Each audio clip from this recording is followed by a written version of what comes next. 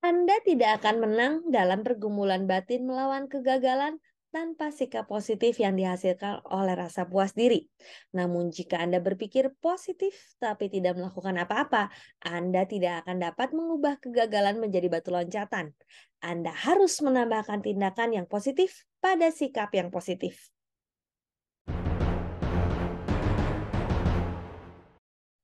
Failing forward, mengubah kegagalan menjadi batu loncatan. By John C. Maxwell. Bab ke-6, bagian ketiga. Apapun yang terjadi pada Anda, kegagalan adalah urusan batin. Tindakan positif, kunci lain terhadap apa yang terjadi dalam diri Anda. Ada orang yang mengalami masalah karena memfokuskan perhatiannya pada hal-hal yang di luar kendalinya. Ahli kepemimpinan Fred Smith mengatakan bahwa kunci terhadap tindakan yang positif adalah mengetahui perbedaan antara persoalan dengan kenyataan hidup. Persoalan adalah sesuatu yang dapat diselesaikan. Kenyataan hidup adalah sesuatu yang harus diterima.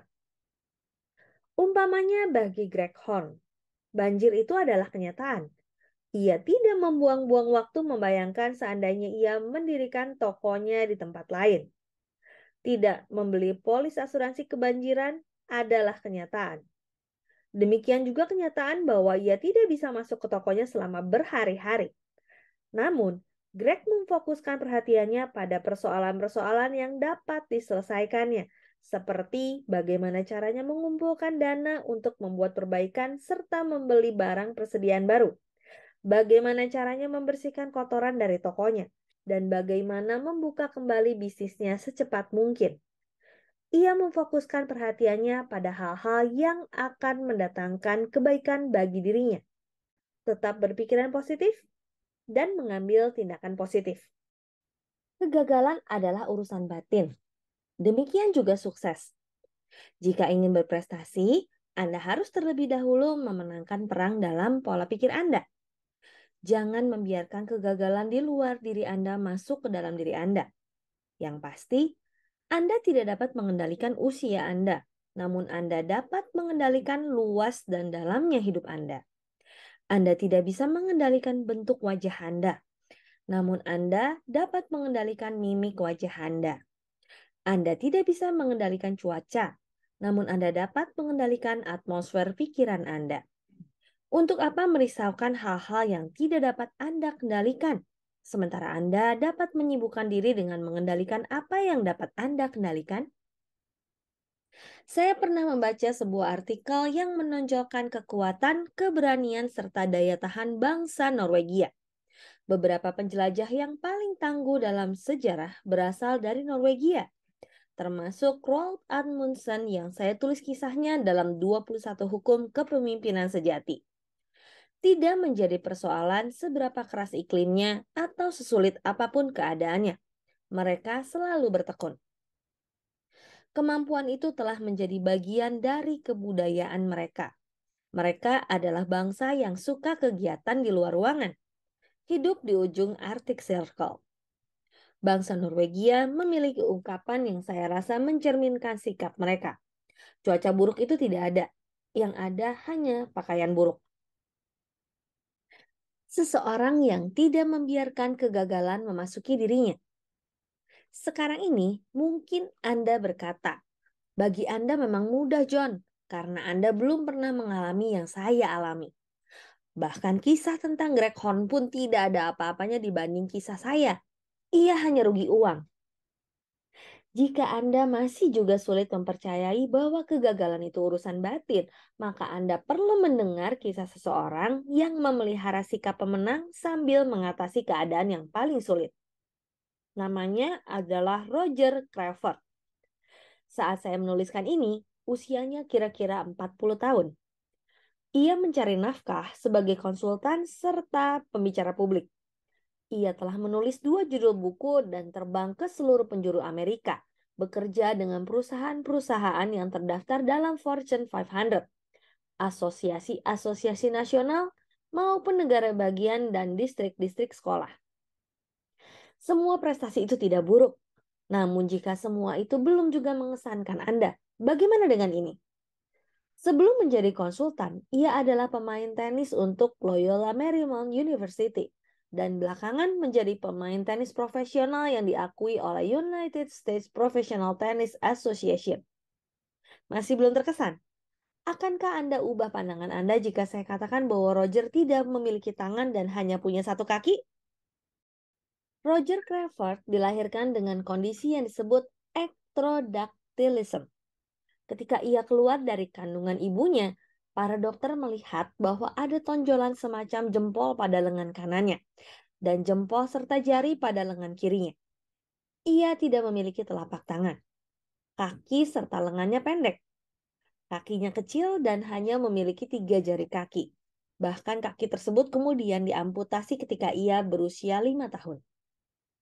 Berbagai profesional medis mengatakan bahwa ia tidak akan pernah dapat berjalan, mungkin tidak akan dapat mengurus dirinya sendiri, dan tidak akan pernah menjalani kehidupan normal. Setelah pulih dari keterkejutan mereka, orang tua Roger bertekad untuk memberinya kesempatan sebaik mungkin untuk menjalani kehidupan normal. Mereka membesarkannya sedemikian rupa agar ia merasa dikasihi, kuat, dan mandiri. Kamu hanya cacat selama kamu merasa cacat, kata ayahnya. Ketika Roger sudah cukup besar, mereka mengirimkannya ke sekolah publik biasa. Mereka libatkan dia dalam olahraga. Mereka mendorongnya untuk melakukan segala yang ia inginkan, dan mereka mengajarinya untuk berpikir positif. Yang tidak pernah dilakukan orang tua saya adalah membiarkan saya mengasihani diri sendiri atau memanfaatkan orang lain karena kecacatan saya, kata Roger.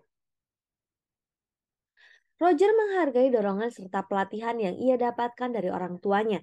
Namun saya rasa ia tidak benar-benar mengerti seberapa jauh prestasinya hingga ia kuliah dan berinteraksi dengan seseorang yang ingin berjumpa dengannya. Ia ditelepon oleh seseorang yang telah membaca tentang kemenangannya dalam tenis, dan Roger setuju untuk bertemu dengannya di sebuah restoran. Ketika Roger bangkit berdiri untuk berjabat tangan dengan orang tersebut, ternyata orang itu memiliki tangan yang hampir serupa dengan tangannya. Roger kegirangan karena merasa telah menemukan seseorang yang mirip dengannya namun lebih tua usianya yang dapat menjadi mentornya. Namun setelah berbicara dengan orang asing tersebut selama beberapa menit, Roger sadar bahwa ia keliru. Roger menjelaskan, saya malah menemukan seseorang yang sikapnya penuh kepahitan dan pesimis, yang menyalahkan segala kekecewaan serta kegagalan dalam hidupnya pada anatomi tubuhnya. Saya segera sadar bahwa hidup dan sikap kami benar-benar sangat berbeda. Ia tidak pernah bekerja lama pada satu posisi dan ia yakin penyebabnya adalah karena diskriminasi. Bukan karena seperti yang diakuinya sendiri, ia selalu datang terlambat, sering absen, dan tidak bertanggung jawab dalam pekerjaannya. Sikapnya adalah dunia berutang pada saya, dan ia marah karena dunia tidak sependapat. Ia bahkan marah pada saya karena saya tidak putus asa seperti dia. Kami saling berhubungan selama beberapa tahun hingga saya sadar bahwa seandainya pun ada mukjizat yang memberinya tubuh sempurna, ketidakbahagiaan serta ketidaksuksesannya tidak akan berubah. Ia akan tetap berada di tempat yang sama dalam hidupnya.